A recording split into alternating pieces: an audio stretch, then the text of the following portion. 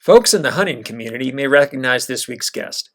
Janis Putelis is director and producer of the successful Netflix TV series MeatEater, and co-host with Stephen Ranella of the MeatEater Podcast, now with over 665 episodes.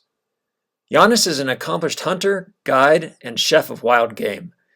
He's also a skilled content creator, and someone I respect for his authenticity, creativity and common sense style, and expertise in the outdoors. He has a non-traditional career from a non-traditional path, and I'm deeply appreciative of him sharing his perspective with us. I talked with Janis in Bozeman, Montana in February 2025. Joining us was our buddy Seth Walk. Seth is a bow hunter, professor of microbiology, and donkey whisperer. I deliberately kept the editing at a minimum. What are you going to call me? Hunting guide turned YouTube professional? That's a good question. I don't know. I might call you like a professional outdoorsman or something like that. Okay. Or you could tell me what to call you. I don't know. It's hard to. I don't have a title under my name in my email signature. But like at work, they would tell you that I'm a producer. Okay. That's technically, I think, where I would fall. Yeah. Sometimes director, depending on if I'm actually directing a television show. Well, that's what I see online, which makes sense. To be honest, I don't even know what a producer really does. We can discuss that. Yeah, no, I'd be curious to know. Like, my sister's in the film industry, and I just know what she does. She's a film editor, but I don't really understand the rest of the roles. My cousin is an editor. Oh yeah? Yeah. He does documentaries. That's like that's cool. But yeah, editing's a huge part, I imagine. Oh man, if you're a good editor, I'm not. You name the price. Yeah, it's the most expensive part probably out of our post-production process. Yeah. Especially if you want to have a good editor working on it. Yeah. They make good money. Interesting. But I think it's probably what poor editors or people getting into it struggle with is the whole storyline. Like anytime I talk to kids, I'm like, pay attention to when your teachers are telling you how to make a story, because it is so important. So many adults can't even tell you that, well, the basic thing of a story should be that you have a beginning and an end, and then there's like a hurdle in the middle that someone has to overcome, right? If you can get those three things, you'll blow out 80% of the people on YouTube right now, because they can't even introduce the thing that they're going to have on, a show on. Build a plot. No, it just takes some organization, I would imagine. And the willingness to cut things out. Right? Oh yeah. Kill your babies, man. Yeah. It's hard to do. It is, right? I mean, it's your creative content and you feel attached to it. That's something that writers struggle with too. Like whenever I'm telling students how to improve their writing, it's like, take this sentence out, take this word out, take every adjective out of the sentence. Yeah. That's brevity. Yeah. Science writing's a little, you gotta get rid of all the creativity. And it sucks, but stick to the data. You only get that one paragraph up top where you get to be a little creative. A little bit. Yeah. Well, now it's there's the paragraph up top, and then there's a little smaller paragraph underneath that where you can really be a little bit more creative. That's like your significant statement. Yeah. Janis, we should just start. Yeah. I think if you guys are up for it. So let me just remind you kind of where I started. I think Seth is pretty familiar with how this originated and what the motivation was for. Is it? Quick question. Is it called Good Gig? It's called Good Gig. All right. Yeah. I couldn't think of anything else. That's a fun title. I love it. Yeah, it took me a second to realize that that's probably the name of the show, because I was thinking, because you had something else, you had a sign or something at your house that said, I had something about reviewer number 3. Yeah, and I was like, oh, this guy, so I was looking at it like this is just could be like a positive reminder to yourself, like, oh, I've got a good gig, like, be happy about your life, like, it's good. I would put it on up in my house. It works that way too, which I kind of need at the moment, but yeah, and nobody else had that name on YouTube. Yeah. So it seemed to make sense. I think so. Yeah, so it's Good Gig, and I started this a couple of months ago, and really the motivation was like multi-factor, but it's mainly because I talk to my students a lot about their careers, and actually my wife and I, Erin, who's you guys have met, she and I do this thing every semester microbiology class where we come in and just talk about graduate school and medical school to some degree. And so we get a lot of back and forth with the students, which is super interesting to us. We found out that we really enjoy kind of giving that advice. And the second thing that we realize is that in terms of thinking about what other career options are out there for them, it's kind of a blank slate.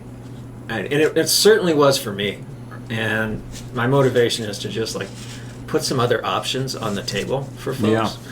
And to get perspective from people that have been doing it for a while, right? So we haven't interviewed anybody that's been on the job like 2 years or anything. We want people that have matured on the job so they have some knowledge of like what the trajectory could look like and how their skill sets and have changed over time. And also people that really have a perspective about what sucks and what's pretty cool about it, right? So we want people that have been doing it for a while. So that's the main motivation. And then I guess the second thing, and I'll shut up after this, is I guess I'm at that stage in life where I'm kind of wondering, like, what else could be out there and what else could have been had I taken another path, you know? And I think I'd be shocked if you guys haven't thought about that as well. So what side gigs or new gigs could be out there? I'm not saying I don't like my job. I love my job as a professor, but there are things I don't like. Anyway, so that's the motivation, and I've been kind of reaching out to people I know and leveraging our friend network, and so that's why, Janis, it's great that you're able to join us. Seth, thank you for twisting his arm, I'm sure. No, I mean, I bet you I could get Ranella to come and do this for you. Oh, man, that'd be awesome. Because, I mean, he could just speak to the career path of a writer, you know. That'd be great. Yeah. So I'll continue to leverage twist arms. But thank you, Janis. So Aaron's sister was in town just until a couple hours ago. They flew out in this snowstorm, and she was asking who we were talking to this week. And I gave him your name, Janis Putelis, and we were at a bit of a loss to describe what you do in a little bit more detail. And you just asked us before we kind of started this, like, how would we describe you? So I'll just ask you that question. Sure. Yeah. Like, what do you do, and how would you, introduce yourself? It's morphed big time over the years. Currently, I probably act mostly as sort of what you would call and I hate to even say this, because for a long time it was okay for me. I felt good about saying I'm a television producer. But now we produce really YouTube first, and then some television network buys it later, right? Right. And so to be like, oh yeah, I'm a host of a YouTube show, it just, in my head somehow, it's not right. It's not where television is. But so I host shows. I also produce shows that air on YouTube. You could say I direct them. I also host and co-host podcasts. I do some writing for the MeatEater website. I help to design and test and develop First Light clothing. So I'm really all across the board. But I think if you ask anybody at the company, like, what does Yanni do? They'd probably be like, oh, he's like a host, influencer type person, right? Okay. And I got lucky that for some reason my Instagram count grew to 250,000 people, and people find that valuable, right? Because of the influence that it has. So again, like, being an influencer is not like that's never going to come out of my mouth again. It's like, it is what it is. I'm actually going to get rid of Instagram here at the end of the year. Really? Yeah. Okay. So I will not be an Instagram influencer come December 31st. Okay.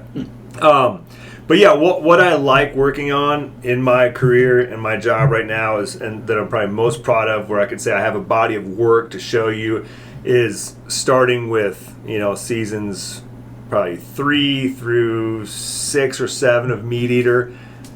I was part of the production and started as an assistant on the production, and then worked my way all the way through producer and executive producer / director. Okay. And then since then, the company wanted me to be more forward facing, so I became a host and started hosting my own hunting television, basically. Okay. And because I got lucky, because I've been able to watch Steve do it for 5-6 years prior to that, it was very natural because I had seen how a professional had been doing it and watching him and helping him do it. And so once, the camera just flipped, it wasn't too hard to figure out how to do it. Okay. So Seth Walk and I are both professors here at Montana State, and our knowledge base of the YouTube, Netflix, video, film industry might be a little academic. I guess. So I'll go back to the question that we kind of chatted about before, and that is, what exactly does a producer do? I have a sense of what a director might do. Sure. But what about a producer? I think of them as the money bags. Is that not true? Probably the executive producer is going to have their hands a little bit tied closer to the budget itself, and maybe even be, providing some of the money. Okay. But on the projects that I've worked on, a producer will probably be in charge of a team. And it could be, for us, oftentimes it's small, because our in-field team might only be, say, a host, and a guest that's on the camera, and then maybe 4 to 5 people that are in the field. Okay. The producer themselves may or may not even be in the field, filming. But that producer would probably be given a budget per episode, or maybe it's for a season, so that you can sort of, if you have 6 episodes you're going to have to make, one could be high budget where you're going to go to Alaska and fly in bush planes, and then another one you're just going to hunt here in our own backyard, right? Smaller budget. And then hire up the crew for that. So I would hire videographers, cinematographers. They prefer cinematographer. These days, we always preferred cinematographers that went to film school, versus, say, someone that just was a good hunter and also decided they wanted to learn how to run a camera. Because that film school, it really gave them the skills and tools needed to shoot beautiful, well-covered, events, interactions, whatever it might be, where someone that is just there to capture, the arrow hitting the animal, they're missing a whole, a giant part of the picture, right? But hiring up the crew and then just sort of managing all those logistics that would go into, getting them on site, and then having that episode, happen over the course of whatever it might be, 5 or 7 days, and sort of just being there to, corral and move and massage and just overseeing the whole thing. More specifically, I would always write what we used to refer to as like a dossier for Steve, who was my host at the time, that would basically it'd basically be just a list of talking points, as well as background information that would include information about the place, the person, the animals, whatever might be there, that he could hopefully ingest, and then through the course of a shoot, it would come out at some point. Something he saw there was interesting, and then he would sort of regurgitate that, and it would come out, and we'd have it for the show.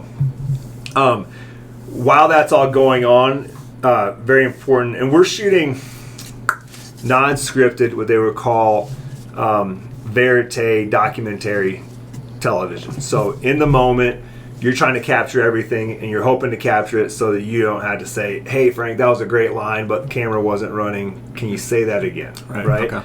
And usually you can't it's never going to be as great when you do a recreate. But you have to do it sometimes to make good television. Right. So being prepared was a big part of my job, where especially if I had these guys that came out of New York film school, and they've only been in the mountains a couple of times, and they don't know what's about to happen, to say, "Hey, get ready.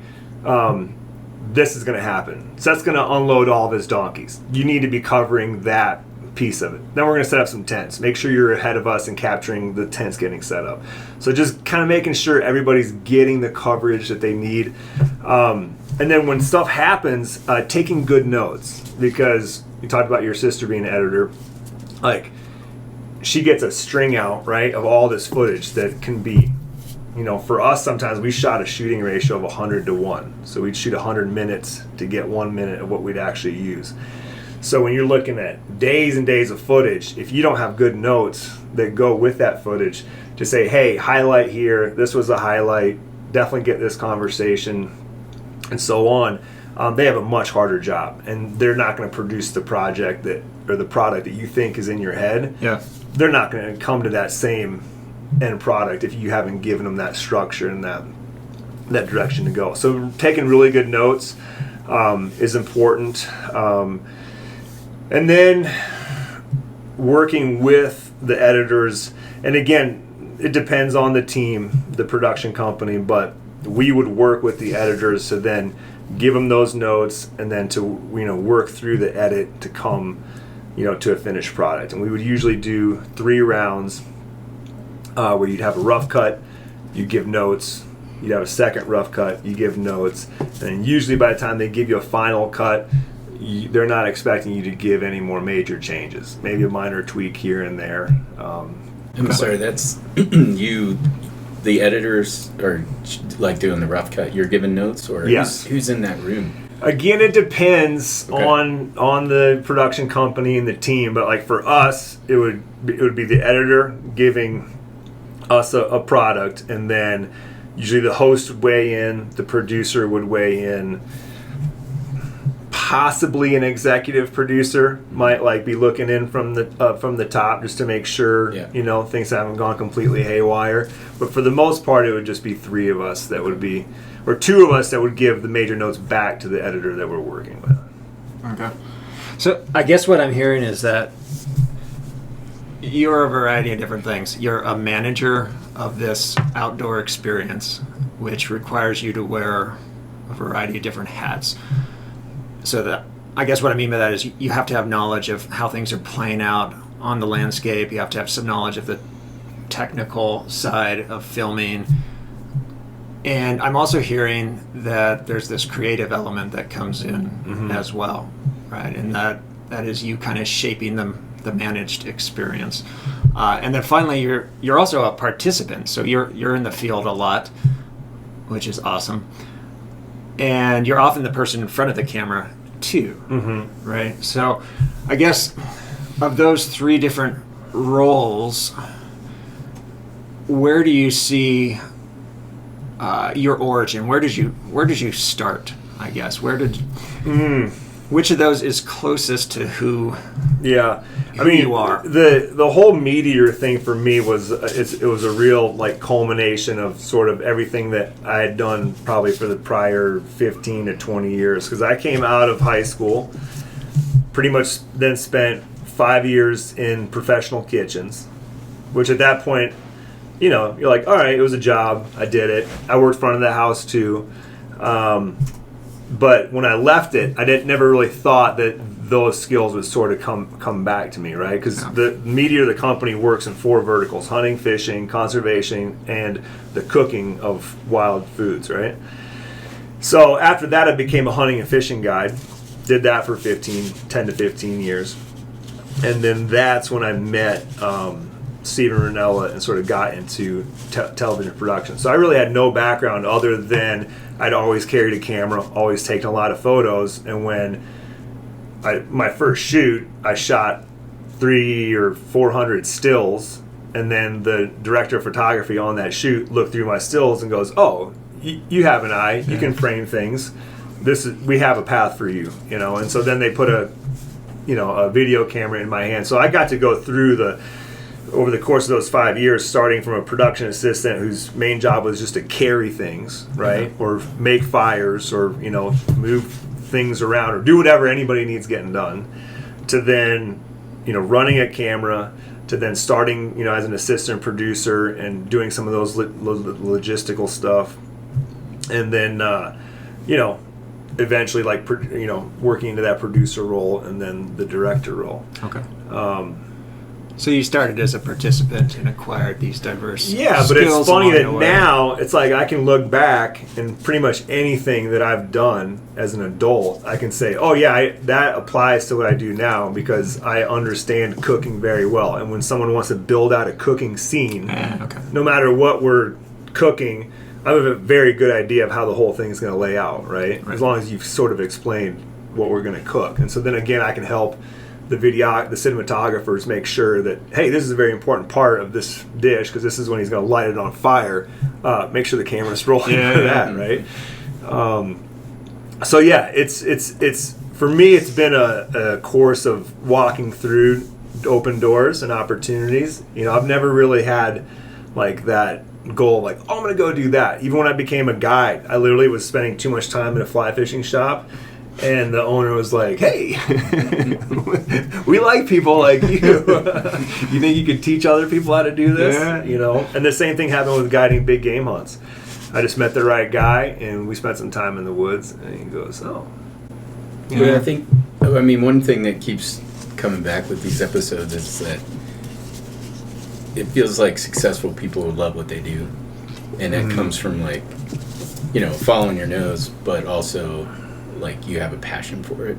So is it like, what's your passion for occupation? Is it the love of outdoors, hunting, fishing? I mean, you mentioned very diverse background, but do you have a passion for one or a few of those that you... I mean, I'd say if there's a passion for something that I continually try to work on it and try to get better with what I'm doing, it is that creative aspect of it. And again, so it's because you end up having something like this body of work where you can say, yeah, look at this episode that I know I produced and directed it, and everybody will tell you it's the best MeatEater episode that's ever been made, right? And I can say, well, like, I had a very heavy hand in producing and making that, right? Yeah. And so I think once it came together to where I understood all the pieces and parts, and you can be in there and in the moment molding it and saying, hey, you know, you guys both are interested in this. Why don't you guys have a conversation about that, and I'll make sure my guys are filming it. And it just also happens to be on a really pretty ridge top, and the light's nice, and all of a sudden you have this amazing scene, you know? And I think that part of it. And I think in there, too, there's some writing that happens. I remember early on, we would always write what we used to call a voiceover bed, or sort of a bank, really. The bed is more when they just have some B-roll that's running, and they just need, you know, somebody's going to talk about whatever subject it is, and the two come together, right? But to get there, we would just write out a bank of sort of, hey, these are all interesting thoughts. We might have covered them in the episode, but maybe someone was too long-winded about it. Here it is in like 3 or 4 sentences. Yeah.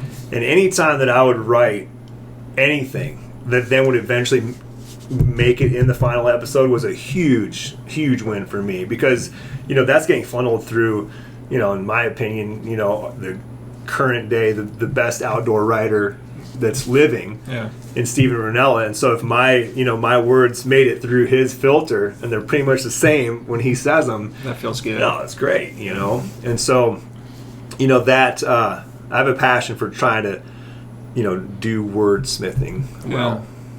Well, that's interesting. I think a lot of people would look at what you do as the manifestation of somebody who's super passionate about hunting and being in the outdoors, which is an element of how you've become successful by following your passion, but you're describing other aspects that are kind of under the radar too. And I'm always really interested in people that are able to make a career out of following their passions. I think that's actually such a small subset of folks.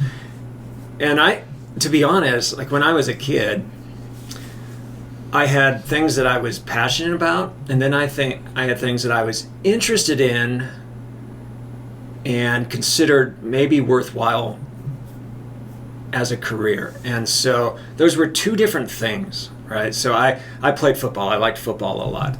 I loved hiking and getting to the tops of mountains. So I loved that. I was passionate about that stuff.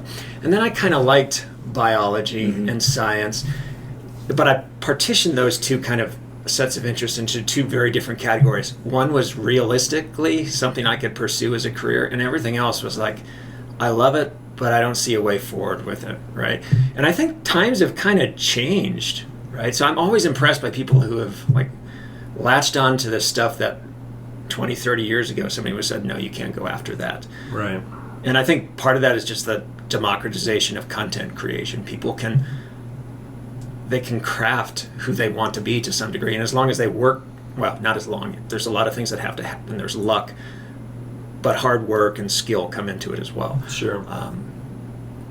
Anyway, I don't know where I'm going with it. I think a good point that you're making there, though, is that good, if you're talking about content creation and the passion that drives that, like, a good hosts have to be passionate about whatever they're talking about, right? And so if you can realize, because now, like you're saying, like, you can literally make media or content about anything. Right? Yeah. And if you're passionate about it or passionate about sharing it with people, you're probably going to have some success, And I mean, there's so much stuff out there that we don't even know exists, right? Yeah. That people are sharing with other people. Yeah.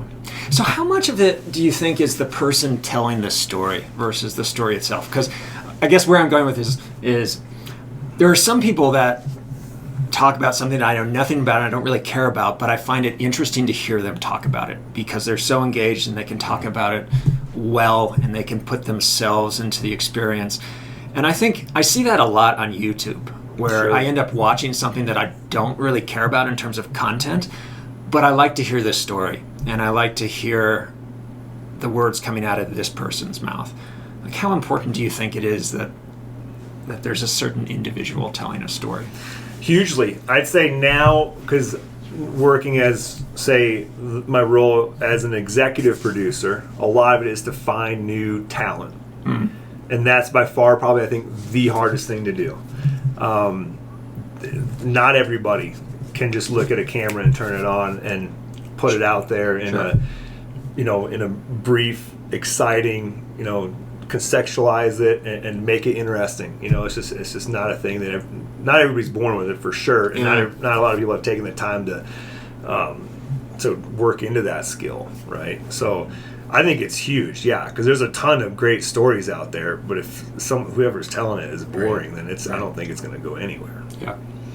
Yeah. There's a gazillion stories in production of fame, what they call a double punch, which is when the record button is hit, but then hit accidentally again. And like one of the ones we always tell is there's a guy that went up into in a small plane with Anthony Bourdain, and the guy didn't like to fly in the first place. But I forget what the episode was about. But the plane was doing like loop-de-loops and all this crazy stuff, and they land, and the director of photography is like, sorry. We got to do that one again.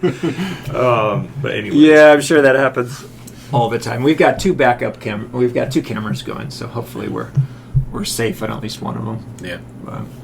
Anyway, so we were talking before you got here, Seth, about whether or not we had folks early on in life who kind of laid out or helped us explore career options, and I certainly didn't.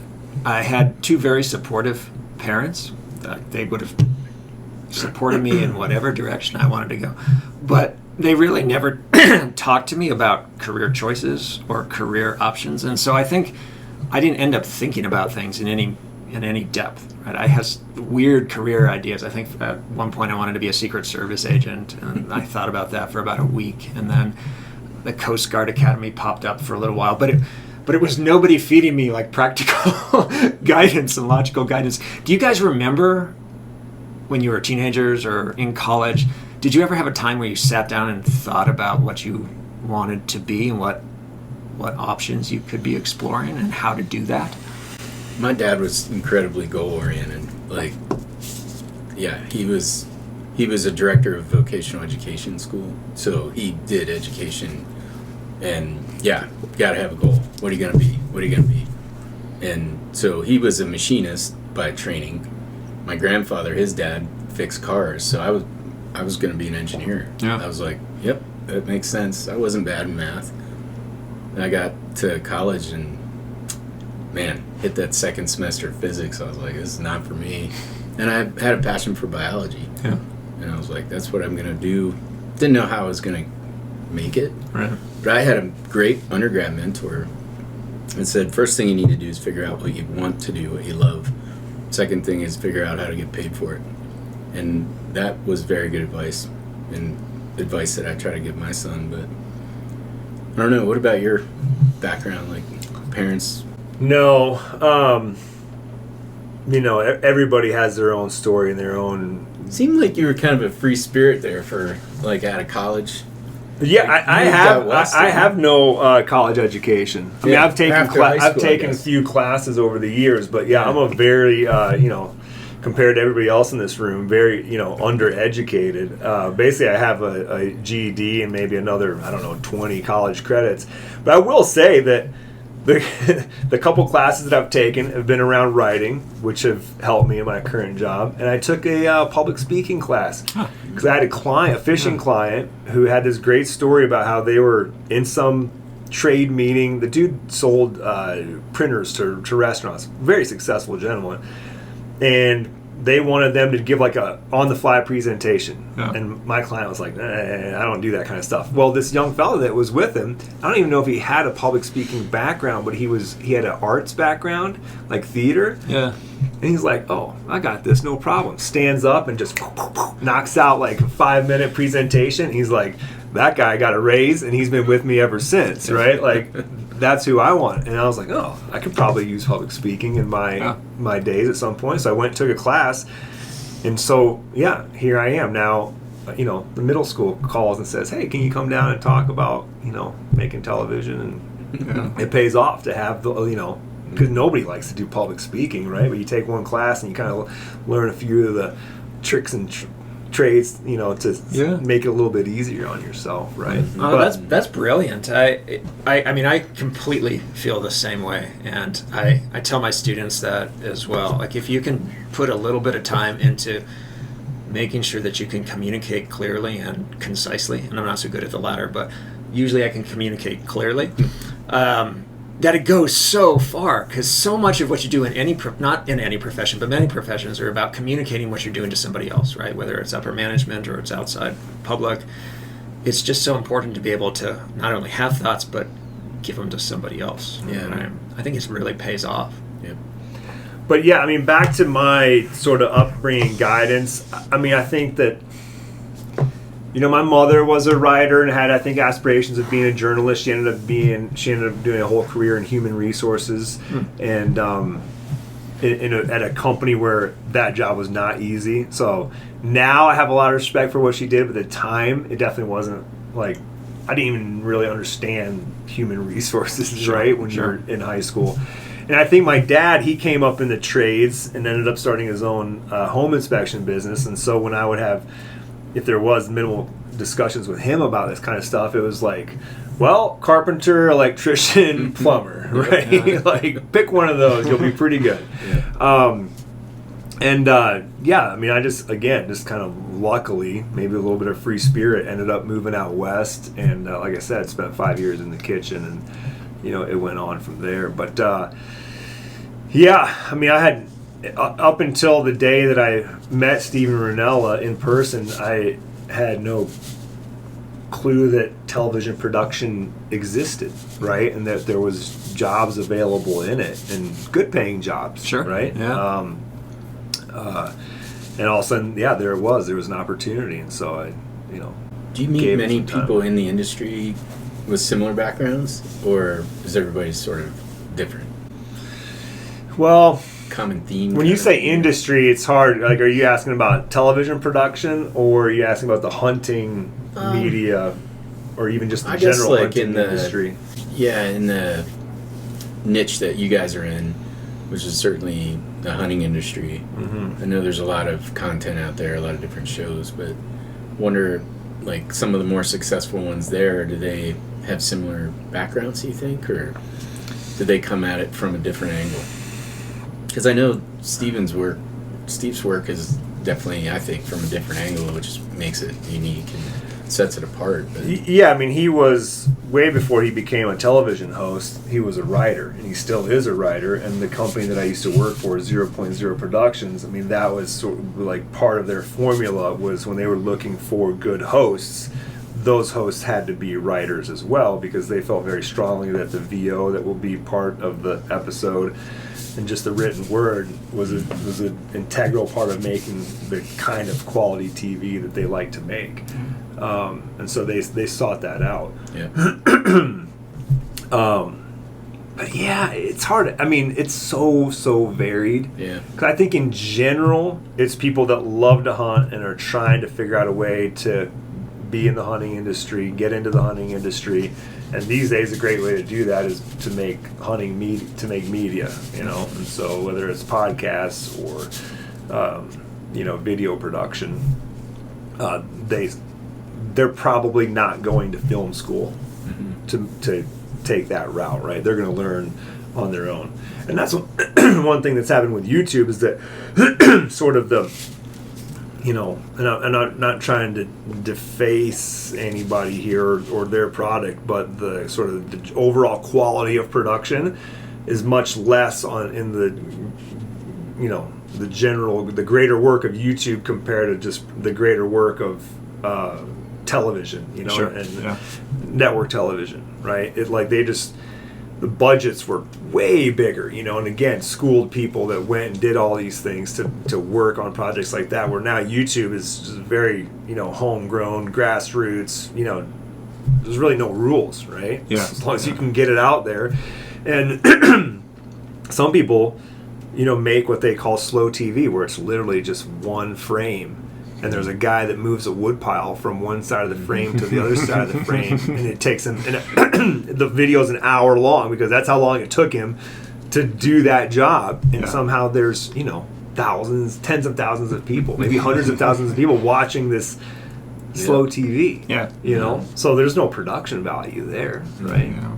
Well, that's interesting. I'm glad you brought up kind of production value. I've been thinking a little bit about that as we've started this podcast, and I've heard other people on YouTube speak about it as well, and speak about it as intentionally keeping production quality relatively low, because once you jump above a certain threshold, like you spend a lot of time making product look as polished as possible and look as good as possible and sound quality as good as possible, it's really hard if you backtrack from that, right? So once you go above that threshold, everything else afterwards has to kind of look like that. Whereas if you stay a little bit grittier, you can focus on the content and get it out quicker. And I also think that these days that grittiness is related to authenticity. Yeah. And a lot of people think that, because your production value is, the minimum that it takes, that there's nothing fake then that you're showing them, right? It's all 100% real, which it's a bit of a facade. Very much so, but that's a perception. Yeah, interesting. Okay. So I've listened to a few other interviews with you kind of about your career trajectory and read a few things as well. And one of the things that consistently stands out is at least some discussion about hard work and work ethic. And I think it's hard for people to be really successful. I mean, it's possible, but to be really successful, you usually have to work pretty hard. And so that was evident from those prior interviews. And I'm just wondering, where did that come from in you? Is that something that you got from your parents, or did you actually try to cultivate it, push through it and make sure that it was always there? It's probably 50-50, but I will give my parents credit, and definitely my dad. That was something I think just in general. I'm Latvian, and I think that just Latvians are their image of themselves is as being hard workers, and so any Latvian family, always was probably going to be pretty hardworking. And he used to give the common, sayings to his son about, show up 5 minutes early and you'll beat out 90% of, the rest of the people, or whatever. Have a firm handshake, et cetera, and, get the job done, or whatever it might be. So, you don't really realize what that does, I think, until you go out on your own and you're in just the kitchen and working, and then you sort of see the competition and you're like, oh yeah, half these guys really aren't hustling, right? And the hustle, now for what I do, what I've done the last 15 years, it's never really felt like a hustle, because when someone asks you to move the campfire literally for the 4th or 5th time because the director of photography or the director wants it a little bit different, it's not lining up.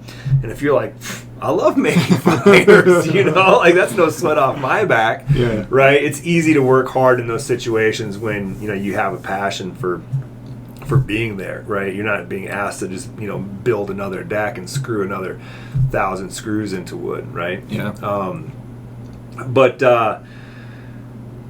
don't know. Yeah, it's certainly something I valued, and then as I became a manager of people, that was also, and eventually you just get to tell people that, like, look, if you're going to continue to work on this team with us, there's going to be times when everybody else is on to like beer 30 and there's like a stack of dishes or there's, batteries to be charged or whatever.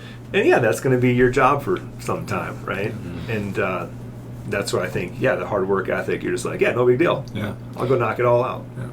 And responsibility, too. I'm always amazed at how many people say they're going to do something and don't follow through on it. And we're all guilty of that to some extent. There's a lot of things I don't follow through on. But I think it's a rare bird when you find somebody that, follows through 90% of the time or so. I don't know if that... Well, these days it's so hard because as soon as they have your email address, the requests are nonstop. Yeah. And, eventually you just have to be like, sorry, not this time, or, maybe next year we'll do it.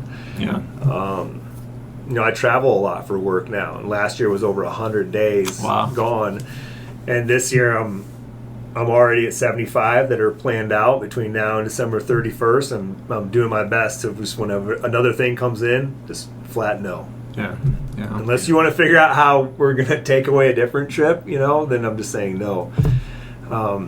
Because, I'd love to do it, but when you're a family, when you have a family, you have a responsibility to that. No, I feel the same way. When I was a graduate student, I did a lot of field work, across the globe, and I looked forward to it and enjoyed it, but now it's not on the radar anymore. Right. I'm just like, that part of my life is still there to some extent, but I'd rather have somebody else do it. Things like your priorities change as your job evolves, right? Which is important. I want to come back to the work ethic thing really quick because I think it'll lead into something else I want to ask about. So some people don't work hard because they don't have the motivation, or somebody never taught them how important it was. And then some people don't work hard, at least physically, because their body doesn't allow them to do it, right? And so I've been thinking a lot recently about the relationship between your career and your body's health and how one kind of feeds off of the other. And like Seth and I, we probably spend way too much time sitting in front of a computer, which is not good for us, right? But I would imagine that like early on, as you were moving your way up through this profession, there was this nice balance of physical activity juxtaposed against like the cognitive tasks of hunting and finding prey or organizing a set, or this kind of nice balance of the body and the mind.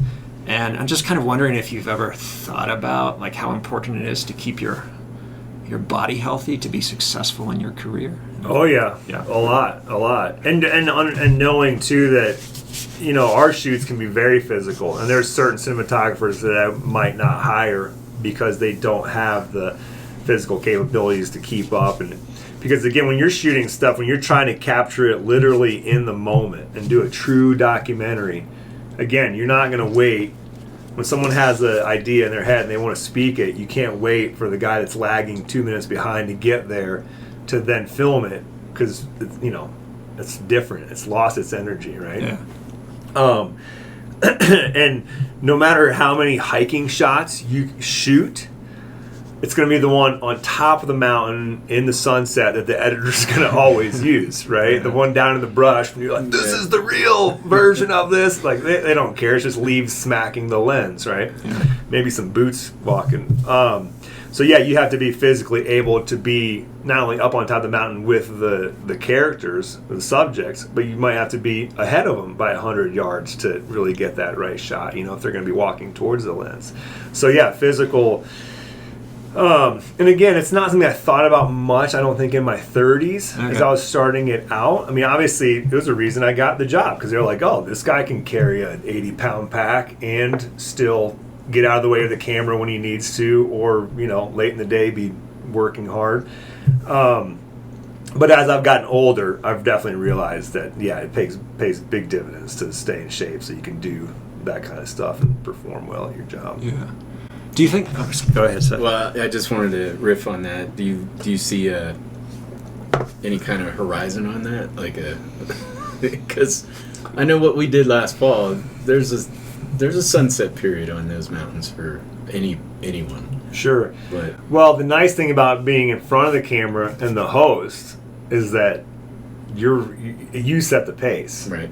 Yeah. Steve is an incredible hiker. I mean, he hikes at just way too fast often. So, but yeah, if you're the one that's hosting, then you just got to make sure that your crew is there with you. Yeah. I don't know. I mean, I'm lucky enough to where I've run into people in the mountains that are in their 70s and still doing what I like to do. So I think at this point at 46 that if I just continue to keep that as a goal and stay in shape, I should have another 25, maybe 30 years. It's a healthy life. Yeah, exactly. But you gotta work hard at it, to stay in shape. But I don't know. For me, the physical fitness, it's such a feeling of freedom, where I don't, just to know in your mind that right now, if we had to, I could go walk probably 30 miles in the shoes I'm wearing, and it's gonna suck maybe, but you can do it. But yeah, I can get there, right? And that gives me a huge sense of freedom. But that, I don't know, that's kind of off topic how it relates to work. But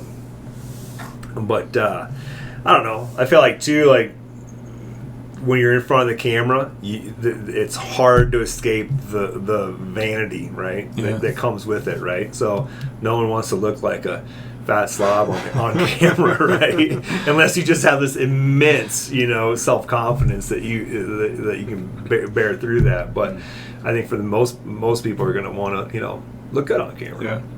I think it just feeds off the different dimensions feed off of one another. I know it does for me. Like when an example is if I sit in front of a computer and work hard on some piece of writing, for example, or some data that I'm working through, at the end of that period, especially if I've done it for several hours, at the end of the day, I'm just kind of blank. I can't talk as well. I can't challenge myself through other techniques. But if I work on it for half the time, then go for a walk or something, and then come back, that physical stimulation it's a boost. It's like an adrenaline shot in your arm. I think the body's not meant to stay in stasis forever, right? And so 100%. And I think that's probably why hunting is so appealing to so many people, right? Because it's this nice blend of being out on the landscape, walking around, you're getting physical activity at the same time you're doing all these kind of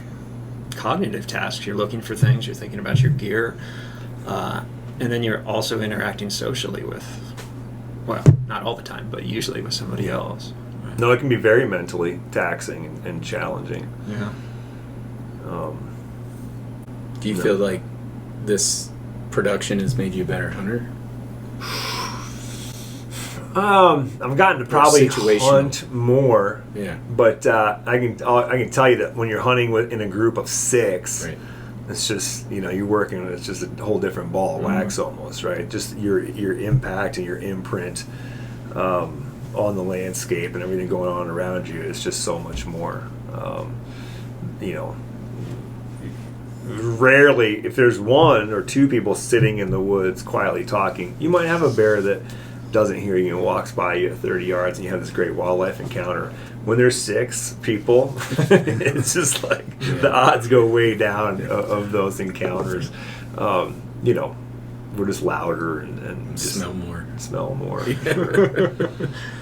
So I think it's probably pretty straightforward for people watching this to identify. Oh, can I add one thing? Yeah, though? please do. I had a thought about how you said you go run or go walk or something. Yeah. I've actually brought to the table numerous times, and we honor it now at the company, that people really should try to work out during the day and not when you're too tired at the end of the day, because the only reason I usually carry my phone when I run is because so often I will have a good idea Yeah. that I've actually acted upon and seen it through to the end to be like, that idea came from a run that I use the voice memo thing, right? So you're huffing and puffing, you hit the button, and you can just blah, blah, blah, blah, blah, blah, blah. And then you don't have to keep thinking about it, right? But it's there because it doesn't fail. If you don't record it somehow, you're not going to remember it. That's right. Yeah. But like, it's extremely valuable, I feel like. When you're out there in that state, like, great ideas come. Yeah. No, you're absolutely right. I mean, it's the same for me, and my wife says the same thing. Like, things just click when your body's moving. Maybe that's just like how humans were meant to be. Like, if you think about hunter-gatherers, right? They're kind of, it's this nice blend, right? They're walking the landscape, they're looking for stuff, they're evaluating threats. It's like this nice cognitive challenge. At the same time, it's a physical challenge. Like, that just seems more natural. Yeah, 8 hours on the email machine. Yeah, that's not organic. Oh, it's mind-numbing. Looking at flat walls and beige paint. You know, it's like a built environment. That's part of the mental challenge of working in a building. Yeah. Yeah. So I was going to ask you about the challenges of your job now. I mean, I think it's probably pretty easy for folks to recognize, like, the really good parts. Yeah. But what are some of the things that you find most challenging, or that you would like to improve upon, or goals that you may have? I think personally, just becoming a better host, and putting the same effort, input into what I do as a host is the same way I used to help other people host. Because it can be a lot when you're trying to produce it, and then at the same time make sure that your brain is full of interesting information that you're going to share with the viewer, right? And there's nothing worse than if you get, to the second rough cut, and you're like, man, like a couple, 3 things that I really missed there, right? That it would have been much better, and given more context, filled out the story a little bit better. And I don't think that'll never end, right? You're always striving to do that better. Same thing with the writing, right? I can look at my voiceover that I wrote 3-4 years ago, and I'm like, hey, and it's gotten better over time. You find your voice and do that. And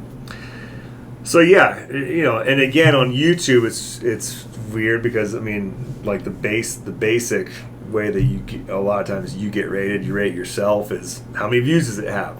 How many positive comments does it have? And you're trying to always figure out that formula for what are people looking for? What is it? And in our line of work, if it's like some giant predator or carnivore, like that right there gives you like an extra 25%. Like, you can just quit hunting the turkeys and the quail and just focus on bears and big charismatic megafauna, and you're immediately you're gonna be 25% higher. That's an easy. That's more like a cheat, But other challenges. I think always just working on being a better manager of people, and when you have that team together, just putting the team together with the right people, make sure you got the right crew that gels and are going to work hard together to get you what you need. We had extremely long hours. Seth knows, right? We're out there hunting kind of together. So Seth and I did an episode together. We actually started at your house this fall. But the cinematographers, right? Sure, they're enjoying their time outside, but like their workday started an hour or 2 before sunup, and then it ends after sunup. And sure, there's some downtime in there, but like. But they were humping. They were outstanding. Those are 16-hour days, easy. Yeah. Wow. You got to have a crew that appreciates it, that's going to gel together. And again, hopefully when the episode comes out, it's always nice when you get a little text chain from the crew and they're like, hey, did you see it? Yeah, that came together great. Proud of that, So do you have any tricks for managing people? Because I want to write them down. Oh, man. Is it nature or nurture? Yeah. One thing that I used to hate from my bosses is like if everything wasn't on the table, and you just didn't have that transparency. So I try to do that as much as I can. So there's no questions or the expectations are set properly. Because there's just nothing worse when someone's expecting one thing and then they get another. Yeah. So I think that's, for me, I think that goes a long way. Is just to be like, yeah, just because you're a associate producer today, if you just work with us for 6 months, doesn't automatically turn you into a producer, right? There's going to be these steps along the way and milestones and sort of skills that we're going to have to check off to get you there. Yeah. But I think helping people grow, and helping them achieve their goals, and they're going to work harder with you, for you, if they know that you're on their team and rooting for them and trying to move them up. I think both of those are super smart. Like I can't tell you how many times things just get screwed up because the communication wasn't there and it wasn't clear. And you're right, people respond when they're rewarded for what they do. Like they'll just want to do it better. Not everyone, but positive reinforcement seems to be really powerful. That's great. Yeah, and some people, they learn a certain skill quickly, but other people we've put, cameras in their hands and just, a year later, you're just like, man, it's not happening, man. Like, you're just not quite getting something. And some people, we've seen it where they give up and they move on, they get into a different aspect of the production, and others that double down and like, no, I'm going to figure this, cinematography thing out, and then all of a sudden they're like one of your best guys. Yeah. It's tricky, though. It's hard to recognize people's skill sets. Like this. Hard. I don't know how to do that. Especially like in an hour interview, right? Oh, it's impossible. Yeah, you can't judge who somebody is. And you flip a coin, basically. Yeah. But interesting. So who are the influencers that influence you guys? Like, not maybe just you, but is there folks that you keep your eye on, or media content that... Like literal influencers on whether it's Instagram or just some sort of or public figure. Yeah. You find motivation by looking at other podcasters, other hosts, like in your niche, or I'm motivated by dudes that run 100 miles real fast.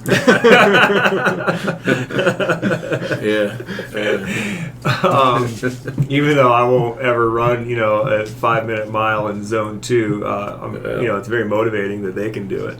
I've seen you do some things that those guys probably can't, though. I mean, with packs on your back. I mean, maybe. I'm lucky in that I have, my hobbies and my passions are literally my job, and oftentimes at work, I can spend 8 hours there talking about hunting, and that's totally fine because that's what the job is, right? But I think outside of work, it's been good for me to stay diverse and have the trail running thing. Have now my kids that are into whatever different things, and they both like to play volleyball. I played volleyball as a kid, so I love getting into that too. And I think being diverse and not just having one thing define you is a thing that keeps me just happy and sane.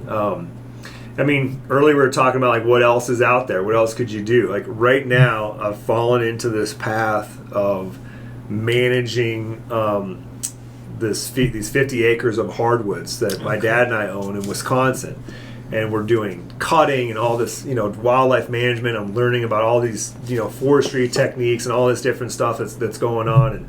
And I've talked to, I don't know, not 100 yet, but probably close to 50 different people that work in that realm. And I'm like way into it right now. Like it's great. And somebody was just telling me recently, they're like, foresters rank as it's like one of the careers that has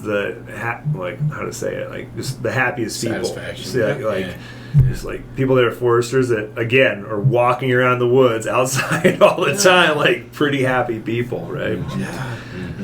That again kind of seems like something that's like just ingrained in human nature. So many people kind of reach that point where they recognize that I just want to get in touch with the land and do right with the land, learn about it as much as possible, live off of it. Like it's so common on YouTube, you see that all the time. But that just seems natural, right? Mm-hmm. Like to be able to spend your day like figuring out the world, the immediate world around you, as best as you can and letting it take care of you. Like that, I don't know. That seems really special. And it is very hunting adjacent. Sure. A lot of the stuff we're doing, we're aiming for results that will help the wildlife that we like to pursue. Yeah. There's a lot of wildlife that's going to benefit from it, that we're never going to hunt, and we're just going to watch it. But even then, there's just that whole ecology, biology side of it that, I probably never would have gotten into had it not been, that we bought this property and then had to go through this process. Yeah. I mean, that's such an important point or part of hunting, I would imagine, for most people, like just thinking about how healthy the land needs to be to allow you to hunt. Sure. Right. Like you won't have anything to hunt if you don't think about all the other elements that connect to it. Right. So you have children, and I guess if you were tasked with giving them like a recommendation for following a path similar to yours, what would you say to them? Like what type of career advice? And they're probably too young at this point, right? Yeah, they're 10 and 13. Okay. So yeah, they're not quite. I mean, again, it depends on the person, right? There are some people that can tell you that, oh yeah, when I was 13, I knew that this is what I was going to do. It's rare. Yeah. They kind of expect that of you. In this, I feel like I remember that kind of coming up through those primary, school ages, and people are like, "What do you mean you don't know what you're going to be studying?" I don't know. I just don't think about that stuff. Yeah. I like to throw like balls around, and I like to get on a skateboard. That's what I'm really into. No, I would encourage them to, work hard at whatever they're into, and I think that's kind of been our motto as parents. Is like, we're not gonna. If my girls don't turn out to be hunters, no sweat off my back, right? They're going to be given lots of opportunities to be. They would probably say they are hunters now. But whatever they decide that they're into, it's my job to be encouraging and then help them succeed and, help them work hard at succeeding. The Bozeman female volleyball scene is extremely competitive.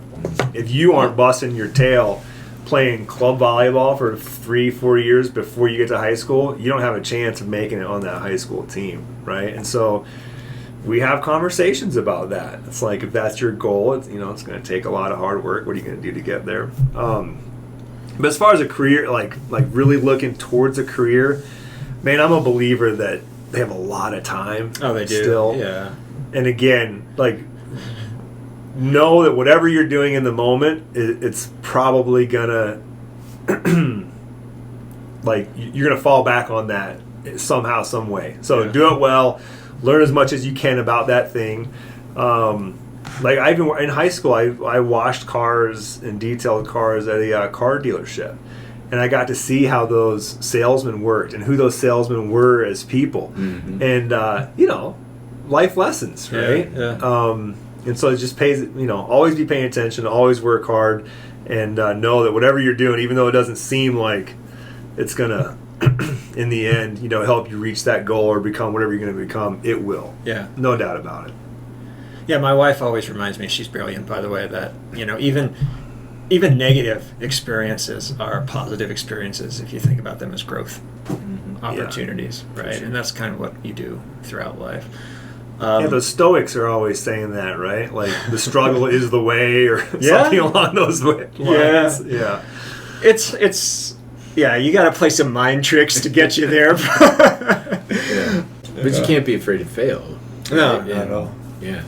I think that's a big part too. Yeah. Take a leap and life is, you do have a lot of time to figure stuff out. At the same time, there are some opportunities that I wish I knew I should have taken advantage of early on in life. And not that I would have followed these paths, but I didn't have anybody tell me that if I had gone into the military, at age 20 or so, I could potentially retire at age 40 and have a skill set, have a pretty decent pension to follow that, but also an opportunity for an entirely second career or a third career or whatever you want to do. Yeah, and that holds the same for firefighting, police work. Mm-hmm. I now, at my age, have friends that have now retired from that, and they're like, they don't really have to have another job, but they do. They're motivated people. Again, I feel like I missed out on whatever. Nobody told me that. I was skateboarding too much, and I must have missed that meeting when they were like, "Come, we're going to tell you all about how great doing a career of 20 years as a firefighter can be, and then how that pays dividends at the end." I think it's hard. Like, even in this age where there's so much information about everything, like you can find out anything you want about anything. It's still kind of hard to recognize what options are out there for you for careers. Like, I mean, you get the information from your parents and your friends, basically, on television. And I guess not, YouTube and other things. People you know. People you know, right? Yeah, it's the role models that really end up influencing where you're going to go. Yeah. Ask a lot of questions, right? Yeah. And don't be afraid to ask them. I still find myself, even though I give that advice all the time, I'm like, this is kind of a stupid question. I should probably know this, but I'm going to ask it anyways. And, I'm doing that on a podcast that hundreds of thousands of people are going to listen to in the first, week that it comes out, right? So you're getting judged upon the stupid shit you say, right? Yeah. But sometimes the questions that you think, are stupid, man, they turn into something great. Yeah. And you can't be afraid to ask the question. Yeah, that's got to be kind of a delicate balance when you're in front of the camera. It is probably for Seth and me in front of a classroom too. Is like how much information do you give? Like, how much do you assume your audience knows? Because I don't know. I always find it the case that people know a lot less than you think they do. Like, even in the most basic questions. Like my question about what does a producer do? Right. I don't think I'm the only one that doesn't know what a producer does, right? But at the same time, there's a lot of specialists that watch what you produce, right? And so it's probably pretty tricky to find that middle ground, or maybe not. Maybe not. We recently had a great guest on, Randy Brown. Highly recommend everybody listens to the episode. But he literally moved to Alaska at like 17 or 18. And I don't know how well you guys know the geography of Alaska, but basically went to where the Yukon comes out of Canada, which is like you really can't get farther away. And like found himself a creek that was uninhabited, built a cabin, and then like lived in the woods for 10 years. Legit. Went back to town, got himself a wife, moved her out there, had to build a bigger cabin. I mean, he did it. He did that life. Well, eventually she wanted to go back to town she had a teaching degree. She wanted to teach. And so he all of a sudden is back in civilization, like, what am I going to do? And he's like, oh, well, how am I going to stay outside? Okay, something in, wildlife, biology. Oh, I like fish, so I'll go into fisheries. And now he's like one of Alaska's renowned fisheries biologists. And that was like a whole nother career world, whatever you want to call it, from this life that he lived as someone that subsisted off the land via trapping and fishing and whatever else he did. Not everybody can recognize those like lateral moves though, but I think everybody has the potential. I think we just get in this mindset that we've been doing the same thing for over and over and over again. This is the only thing that we know how to do. And it's kind of societal too, right? It's pretty abnormal to have a huge career change like in your 40s, right? I mean, it's not. People do it, but it's just not the expectation, I guess. No, not at all. I had a friend whose dad went back to get his MD when he was in his 40s. So it was, you would never think of that, right? Like six more years really of schooling, training before you can even practice. Then you get all that debt, but that's really rare. I mean, it is scary. Like if you're going to make those moves, it's really scary. Yeah. You have to have some amount of like infrastructure to support you, or you just need to be motivated by something that really motivates you. And maybe it's like a change in values or something. Yeah. Yeah, because we like comfort, right? And you get comfortable, and it's hard to break out of that. Yeah, it's good enough, right? Yeah. It's funny, though, how quickly you kind of adjust to whatever baseline you're at. Yeah. In my opinion. Once you're above a certain threshold, if you're really suffering, and that sucks, right? Mm-hmm. But I think humans can feel comfortable at a lot of different baselines. For sure. Yep.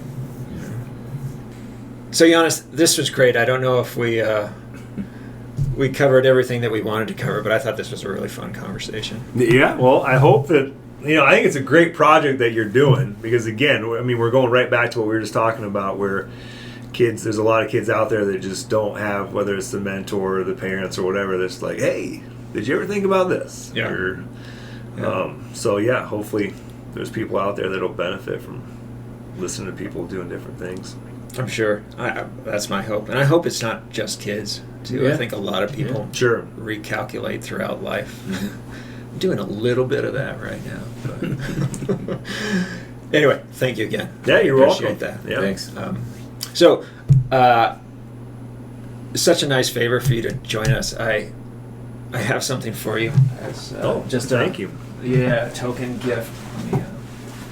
Is it donkey themed? No, it's, I don't know. There may be a donkey. What? Themed? There may be a donkey in it, but so I always carry my camera. I'm not a technically gifted photographer, but I take a lot of pictures and post them. And every year we put together this little.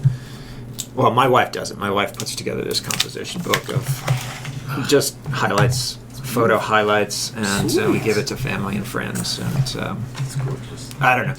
At the very least, you can Put it on my coffee table. put it on your coffee table, use it as a notepad or something. Oh, I love it. It's all. Frank's your Facebook page is something I really enjoy following. It's Do you do the Instagram too? No, I don't. I'm technically kind of illiterate. Like I do Facebook and This is his phone. yeah, that's my flip phone. I'm jealous. Which has a lot of good things about it. He's never on his phone. You know, Right, like, inattentive in to his you, phone. to his Yeah. wife. It's, I That is on pretty the sweet. other hand. And, yeah. If I need to do something on my phone, it's like, Aaron, can you do this yeah. for me? No, but I mean, I just know having a phone that it's like he just gets sucked in, right? And yeah. so Yeah. he No, doesn't that's have why- that problem. It's great. It's good. It's not Yeah, very thanks, texting. Frank. That's awesome. Yeah, so most of this is in, it's just around the Bozeman area. There's a lot of Yeah. stuff from the Madison River. We go to the Madison a lot. So. Oh, so Aaron, you shoot pictures too? No, so I took Frank takes all the pictures and I just compiled it. So my name probably should not be on the front Not there, just. but- That's beautiful. No, you put it together. Yeah, that's beautiful. Anyway, you can put it Cool. on your coffee table. Thank you. Thanks So again. I have a question. What do you think is the future of YouTube? Oh man, if I knew that, man, I'd have multiple houses. It's so funny because this is something we didn't cover, right? But when I started in production, we would make a product that we owned, and then we would sell it to a network. Then they own it. They can do whatever they want with it. It was a little bit different with MeatEater because outdoor television worked on a completely different system where they actually did a time buy model where people had to buy their slot. So if you had 7 p.m. on Thursday, it was way more expensive. And then basically to offset that cost, you had to advertise the crap out of anybody that was giving you gear or giving you checks, right, to make that work. MeatEater didn't do that. They had a good enough product where they were said, we don't really like that model. We're still going to have you buy it from us, right? But we'll sell it to you at a lower price, but we're going to retain ownership, right? So MeatEater, the company, now owns every single piece, not quite everything that Steven's ever done, but anything that has the MeatEater name on it is owned by us, so it can be on YouTube, making money for us there. But so that was roughly 10, 13 years ago. So that was the model, right? And YouTube is kind of like, maybe we'll throw something that we have on there, right?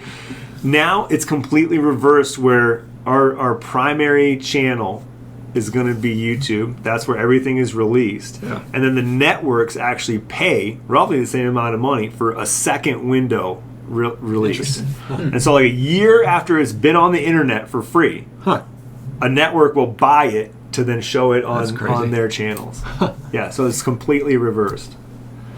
And that's So I can tell you what's happened in the last 10 years. But yeah, the future,